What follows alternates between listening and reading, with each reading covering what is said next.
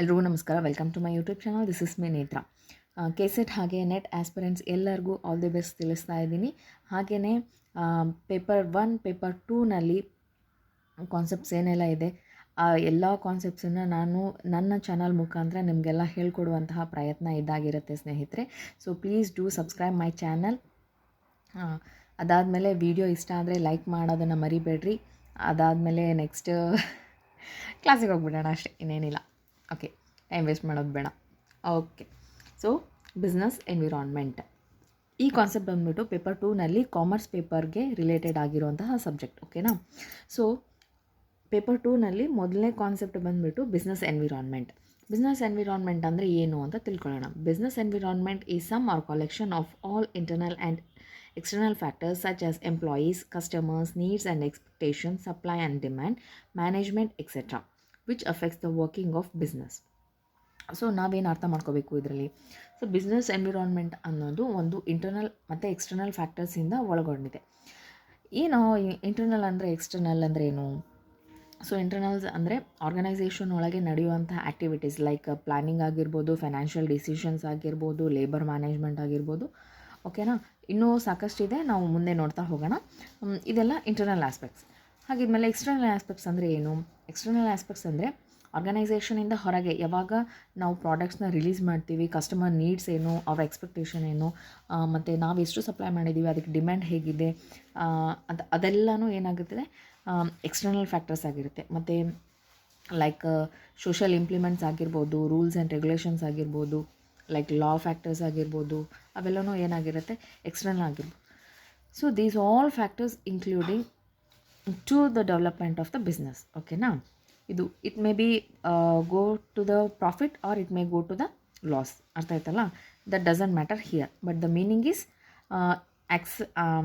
ಏನು, ಇಂಟರ್ನಲ್ ಮತ್ತು external factors imply ಆಗುತ್ತೆ for the development of the business. ಓಕೆನಾ? This is known as business environment. So let us go to the nature of business.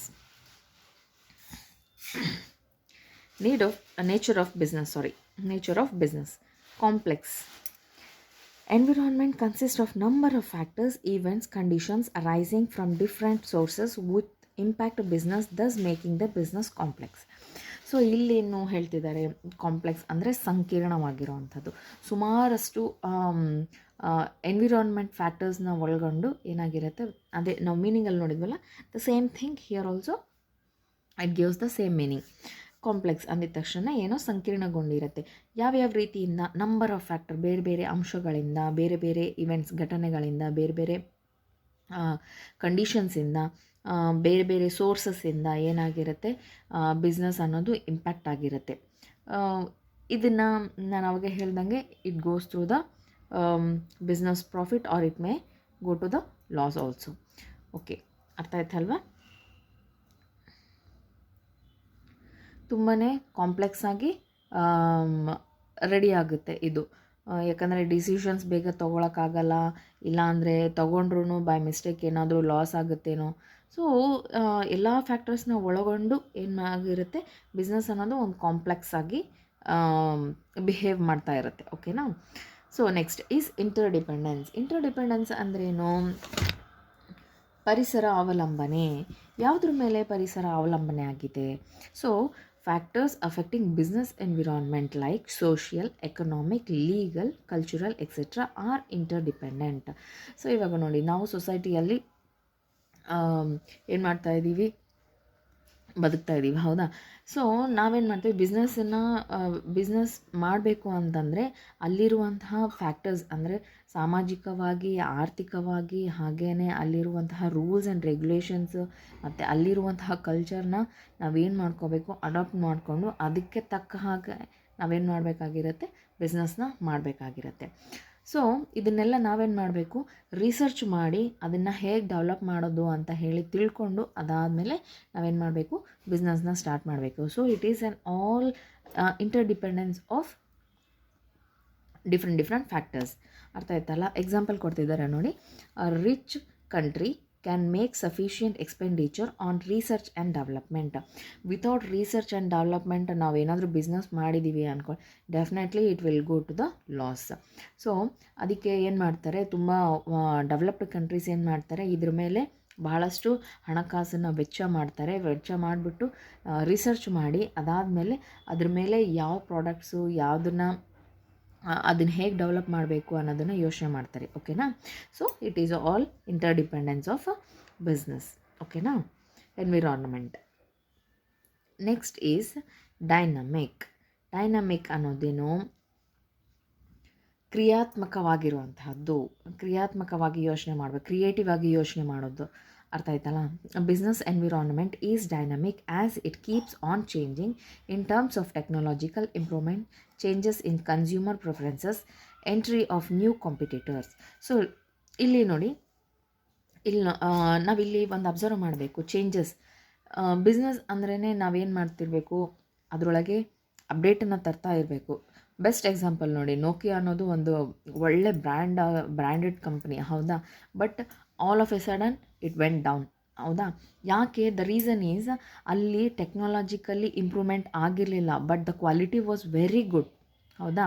ಅವ್ರೇನು ಮಾಡಿದರು, still the took an old model ಟೆಕ್ನಾಲಜೀಸನ್ನು use ಮಾಡಿದರು. ಅದನ್ನು develop ಮಾಡೋಕ್ಕೆ ಅಥವಾ change ಮಾಡೋಕ್ಕೆ ರೆಡಿ ಇರಲಿಲ್ಲ. ಬಟ್ ಬೇರೆ ಕಂಪ್ನೀಸ್ ಎಲ್ಲ, ಫಾರ್ ಎಕ್ಸಾಂಪಲ್ ಸ್ಯಾಮ್ಸಂಗ್ ಆಗಿರ್ಬೋದು, ಐಫೋನ್ ಆಗಿರ್ಬೋದು, ನೋಡಿರಿ, ಅವ್ರು ಪ್ರೋ ಅಂತಾರೆ, ಪ್ರೈಮ್ ಅಂತಾರೆ, ಏನೇನೋ ಮಾಡಿ ಅವ್ರಿಗೆ ಜನಗಳಿಗೆ ಅಟ್ರಾಕ್ಟ್ ಮಾಡ್ತಾರೆ. ಲೈಕ್ ಅವಾಗ ಫಸ್ಟ್ ಕೀಪ್ಯಾಡ್ ಇತ್ತು, ಹೌದಾ, ಮೊಬೈಲ್ನಲ್ಲಿ. ಇವಾಗ ಡೆವಲಪ್ ಆಗ್ತಾ 4G 5G, next it is upcoming up to the 7G ಅಂತ ಹೇಳ್ತಾ ಇದ್ದಾರೆ. So business need and change for the improvement. ಅರ್ಥ ಆಯ್ತಲ್ಲ. ಕಸ್ಟಮರ್ ಪ್ರಿಫರೆನ್ಸಸ್ ಹೇಗಿರುತ್ತೆ, ಮತ್ತು ಅದಾದಮೇಲೆ ನ್ಯೂ ಕಾಂಪಿಟೇಟರ್ಸ್ ಎಂಟ್ರಿ ಆಗ್ತಾ ಇರ್ತಾರೆ, ಹೌದಾ. ಸೊ ಅವ್ರಿಗೆಲ್ಲರಿಗೂ ಟಕ್ಕರ್ ಕೊಟ್ಟು ನಾವೇನು ಮಾಡಬೇಕು, ನಾವು ಎದ್ದು ನಿಲ್ಲಬೇಕು, ಹೌದಾ. So that is an dynamic in nature. ಬಿಸ್ನೆಸ್ಸಿಂದು ಒಂದು ಏನು ಕ್ರಿಯಾತ್ಮಕ ಅಥವಾ ಸೃಜನಶೀಲತೆಯನ್ನು ಹೊಂದಿರಬೇಕು ಅಂತ ಹೇಳುತ್ತೆ. ನೆಕ್ಸ್ಟ್ ಅನ್ಸರ್ಟನಿಟಿ ಅಂದ್ರೇನು? Business environment is largely uncertain as it is very difficult to predict future happenings. ಅನಿಶ್ಚಿತ. ಅನ್ಸರ್ಟನಿಟಿ ಅಂದರೆ ಅನಿಶ್ಚಿತ ಅಂತ ಅರ್ಥ. So business environment is largely uncertain, it is very difficult. ಈ ಪಾಯಿಂಟನ್ನ ಗಮನ ಇಟ್ಕೊಳ್ಳಿ. ಅನ್ಸರ್ಟನಿಟಿ ಅಂದಿದ ತಕ್ಷಣ it is very difficult to predict future happenings. Predict ಮಾಡೋದು ತುಂಬ ಕಷ್ಟ ಆಗುತ್ತೆ. ಅಂದರೆ ಮುಂದೆ ಬಿಸ್ನೆಸ್ ಏನಾಗ್ಬೋದು ಅಂತ ಹೇಳೋಕ್ಕಾಗೋದಿಲ್ಲ. Like it may get into loss or it may stay average, ಅದೇ ಸ್ಟೇಬಲ್ ಆಗೇ ಇರ್ಬೋದು, ಮೇಲೆ ಹೋಗದೇ ಇರ್ಬೋದು ಅಥವಾ ಕೆಳಗೆ ಹೋಗದೇ ಇರ್ಬೋದು. Next or it might go into the ಲಾಸ್ಗಾದರೂ ಹೋಗ್ಬೋದು. ಸೊ ನಾವೇನು ಮಾಡ್ತಿರಬೇಕು, ಅವಾಗ ಅಪ್ಡೇಟ್ ಆಗ್ತಾ ಇರಬೇಕು. ಒಟ್ಟಾರೆ ಹೇಳಬೇಕಂದ್ರೆ it is on unpredictable business. ಓಕೆನಾ. ಅನ್ಸರ್ಟನಿಟಿ ಅನ್ನೋದು ನೇಚರ್. ನೆಕ್ಸ್ಟ್ ರಿಲೇಟಿವಿಟಿ ಅಂದರೆ ಏನು? Business environment is a relative concept as it differs from country to country and region to region. Example, demand of sari is high in India comparative to other countries. So ಇಲ್ಲಿ ನೋಡಿ, relativity ಅಂದರೆ ಏನು? ಸಾಪೇಕ್ಷತೆ ಅಂತಲೂ ಹೇಳ್ತಾರೆ. ಅಂದರೆ comparative ಆಗಿ compare ಮಾಡ್ಕೊಳ್ಳೋದಾಗಿರ್ಬೋದು, relative ಮಾಡ್ಕೊಳ್ಳೋದಾಗಿರ್ಬೋದು. ಇಟ್ಸ್ ಜಸ್ಟ್ ಫಾರ್ ಎಕ್ಸಾಂಪಲ್, ಇಲ್ಲಿ ಎಕ್ಸಾಂಪಲ್ ಕೊಟ್ಟಿರೋ ಹಾಗೆಯೇ ಇಲ್ಲಿ ನೋಡಿ, ನಮ್ಮ ಇಂಡಿಯಾದಲ್ಲಿ ಸ್ಯಾರಿ, ಚೂಡಿದಾರ್ಸ್ ಇವೆಲ್ಲ ಏನಾಗಿರುತ್ತೆ, ಹೈ ಇದೆ ಡಿಮ್ಯಾಂಡಲ್ಲಿ, ಹೌದಾ. ಇದೇ ಡ್ರೆಸ್ ಕೋಡ್ ಏನಾಗಲ್ಲ, ಬೇರೆ ಕಡೆಗೆ ಏನಾಗಲ್ಲ, ವರ್ಕ್ ಆಗೋದಿಲ್ಲ. ಅಲ್ಲಿ ನಾನು ಹೋಗಿ ನಾನು ಬಿಸ್ನೆಸ್ ಮಾಡ್ತೀನಿ ಅಂದರೆ ದಟ್ ಡಸಂಟ್ ವರ್ಕ್, ಹೌದಾ. ಸೊ ನಾವೇನು ಮಾಡಬೇಕು, ಬಿಸ್ನೆಸ್ ಮಾಡ್ತಾ ಇದ್ದೀವಿ ಅಂದರೆ ಅಲ್ಲಿರುವಂತಹ ಏರಿಯಾ, ಅಲ್ಲಿರುವಂತಹ ಎನ್ವಿರಾನ್ಮೆಂಟ್ ತಕ್ಕ ಹಾಗೆ ನಾವೇನು ಮಾಡಬೇಕು, ಬಿಸ್ನೆಸ್ನ ಮಾಡಬೇಕಾಗಿರುತ್ತೆ. Okay. So this is an relativity. So the next is specific and general forces. Specific and general forces ಅಂದರೆ ಏನು? ಒಂದು ನಿರ್ದಿಷ್ಟ, ಹಾಗೆ ಇನ್ನೊಂದು ಸಾಮಾನ್ಯ ಶಕ್ತಿಗಳು ಅಂತ ಅರ್ಥ, forces. So specific forces affect individual enterprises directly and immediately, whereas general forces have impact on all business enterprises. ಇಲ್ಲಿ ನೋಡಿರಿ, ಫಾರ್ ಎಕ್ಸಾಂಪಲ್ ಒಂದು ಬಿಸ್ನೆಸ್ ನಡೆಸ್ತಾ ಇದ್ದೀವಿ ಅಂತ ಅಂದ್ಕೊಳ್ಳಿ. ಇದು ನಂದು ಓನ್ ಇಂಡಿವಿಜುವಲ್ ಆಗಿ ನಾನು ಒಂದು ನಡೆಸ್ತಾ ಇದ್ದೀನಿ. ಸ್ಪೆಸಿಫಿಕ್ ಫೋರ್ಸ್ ಏನಾಗುತ್ತೆ ಅಂದರೆ ಒಂದು ಪರ್ಟಿಕ್ಯುಲರ್ ರೂಲ್, ಪರ್ಟಿಕ್ಯುಲರ್ ಕಂಡೀಷನ್ಸ್ ಏನಾಗುತ್ತೆ ಒಂದು ಎಂಟರ್ಪ್ರೈಸ್ ಅಂದರೆ ನನ್ನ ಎಂಟರ್ಪ್ರೈಸಸ್ಗೆ ಅಪ್ಲೈ ಆಗುತ್ತೆ. ಓಕೆನಾ? ವೇರ್ ಆ್ಯಸ್ ಜನರಲ್ ಫೋರ್ಸಸ್ ಅಂದರೆ ಗೌರ್ನಮೆಂಟ್ ಥ್ರೂ ಅಲ್ಲಿ ಬರೋವಂತಹ ಏನಾದರೂ ರೂಲ್ಸ್, ಕಂಡೀಷನ್ಸ್ ಏನಾದರೂ ಇರ್ತಲ್ಲ, ಅವೆಲ್ಲನೂ ಏನಾಗಿರುತ್ತೆ ಜನರಲ್ ಫೋರ್ಸಸ್ಸು ಎಲ್ಲ ಬಿಸ್ನೆಸ್ ಎಂಟರ್ಪ್ರೈಸಸ್, ಇವಾಗ ಒಂದೂರಲ್ಲಿ ಸುಮಾರಷ್ಟು ಬಿಸ್ನೆಸ್ ಎಂಟರ್ಪ್ರೈಸಸ್ ನಡೀತಾ ಇರ್ತಾವಲ್ಲ, ಆ ಎಲ್ಲ ಎಂಟರ್ಪ್ರೈಸಸ್ಗೂ ಅಪ್ಲೈ ಆಗುತ್ತೆ ಅಂತ ಅರ್ಥ. ಓಕೆನಾ? Yes. Next forecasting is not possible for all developments. Many developments such as interest rate fluctuations, the rate of inflation, etc. are difficult to predict on long-term basis, which makes difficult to maintain business environment. ಇಲ್ಲಿ ನೋಡಿ, development such as interest rate fluctuation. ಇವಾಗ ನೋಡಿ, ನಾನು ಬ್ಯಾಂಕಲ್ಲಿ ಒಂದಷ್ಟು ಹಣ ಇಟ್ಟಿರ್ತೀನಿ for the business purpose. ಓಕೆನಾ? ಫ್ಲಕ್ಚುಯೇಟ್ ಆಗ್ತಾ ಇರುತ್ತೆ ರೇಟ್ ಆಫ್ ಇಂಟ್ರೆಸ್ಟ್, ಒಂದೇ ರೇಟ್ ಇರಲ್ಲ.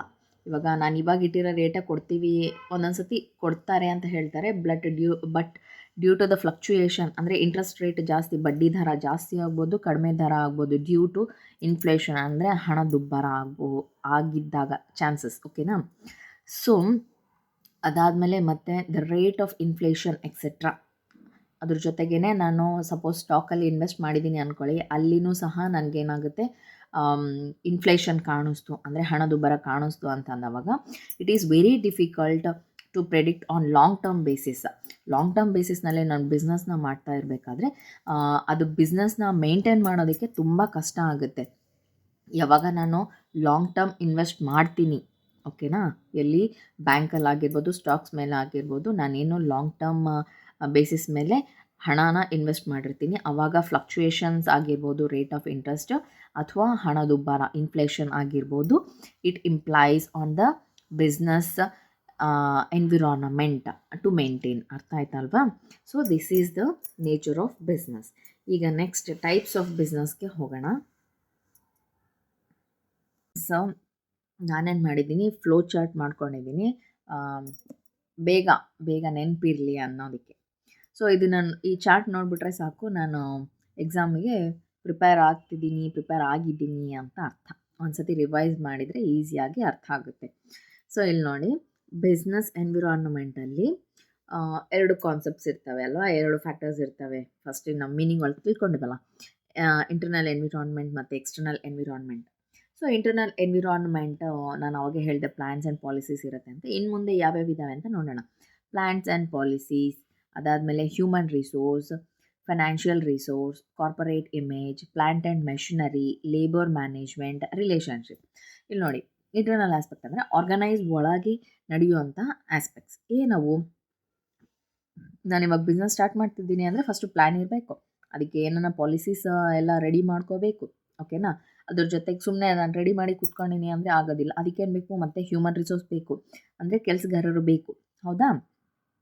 ಹ್ಯೂಮನ್ ರಿಸೋರ್ಸ್ ಇಲ್ಲದೇ ಕೆಲಸ ಅಂದರೆ ಬಿಸ್ನೆಸ್ ನಡೆಯೋಕ್ಕೆ ಆಗಲ್ಲ. ಸೊ ಹ್ಯೂಮನ್ ರಿಸೋರ್ಸ್ ಬೇಕು. ಅದಾದಮೇಲೆ the most important thing, financial resource ಬೇಕೇ ಬೇಕು. ವಿತೌಟ್ ಫೈನಾನ್ಷಿಯಲ್ ರಿಸೋರ್ಸ್ ನಾವೇನು ಮಾಡೋಕ್ಕಾಗಲ್ಲ, ಬಿಸ್ನೆಸ್ ಸ್ಟಾರ್ಟ್ ಮಾಡೋಕ್ಕೆ ಆಗಲ್ಲ. ಅರ್ಥ ಆಯ್ತಲ್ವಾ?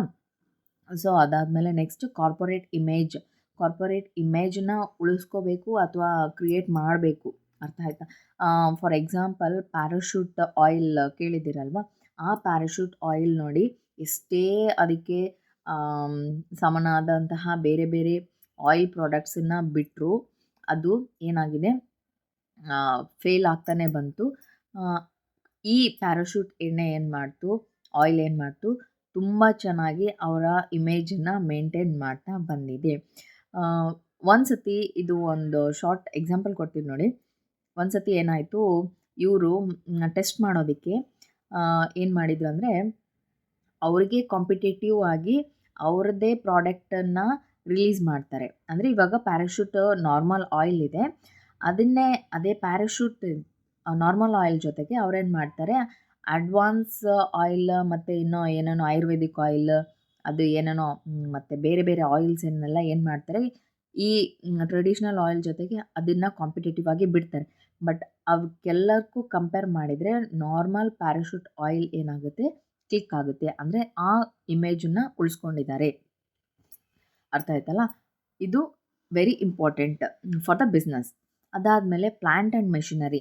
ನಾನು ಇವಾಗ ಒಂದು ಬಿಸ್ನೆಸ್ ಮಾಡ್ತಾ ಇದ್ದೀನಿ ಅಂದಮೇಲೆ ಅದಕ್ಕೆ ಪ್ಲ್ಯಾಂಟ್ಸ್ ಅಂದರೆ ಅಲ್ಲಿರುವಂತಹ ಜಾಗ ಹಾಗೆ ಮೆಷಿನರಿ ತುಂಬ ಇಂಪಾರ್ಟೆಂಟ್ ಆಗುತ್ತೆ.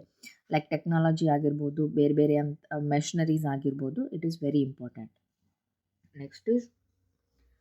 Next is labour management. ಇವಾಗ ಬಿಸ್ನೆಸ್ ಒಳಗೆ ಲೇಬರ್ ಮ್ಯಾನೇಜ್ಮೆಂಟ್ ಮಾಡಬೇಕು. ಹೇಗೆ ಮಾಡಬೇಕು?